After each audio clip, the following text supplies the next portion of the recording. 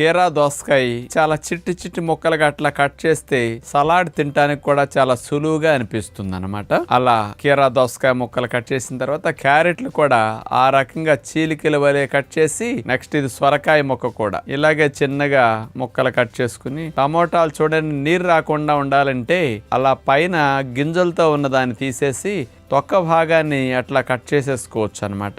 చిన్న చిన్న ముక్కలుగా అయితే చక్కగా టమోటా కూడా అట్లా అదే విధంగా కట్ అయిపోతుంది అనమాట. కొత్తిమీర కూడా అట్లా చిన్నగా కట్ చేసేస్తాం. ఇప్పుడు అన్ని కట్ చేసుకున్న వెజిటబుల్స్ ని మనం తీసుకుంటున్నాం. సొరకాయ ముక్కలు, కీరా దోసకాయ ముక్కలు, క్యారెట్ ముక్కలు, టమోటా, దానిమ్మ గింజలు స్పెషల్ గా వేస్తున్నాం. కొత్తిమీర కూడా కట్ చేసింది వేసాం. మనం నిమ్మరసం పిండి వేస్తున్నాం. డైజెషన్ సమస్యలు ఉన్న వారికి, ఎసిడిటీ గానీ, కాస్త గ్యాస్, యాసిడ్ రిఫ్లక్స్ ఇట్లా ఉన్న వారికి కమ్మగా అనిపిస్తుంది, సులువుగా డైజెషన్ అవుతుంది. అసలు త్రేనుపులు కానీ, గ్యాస్ కానీ, మంట కానీ ఏ విధంగా ఉండకుండా హాయిగా అనిపిస్తుంది అన్నమాట.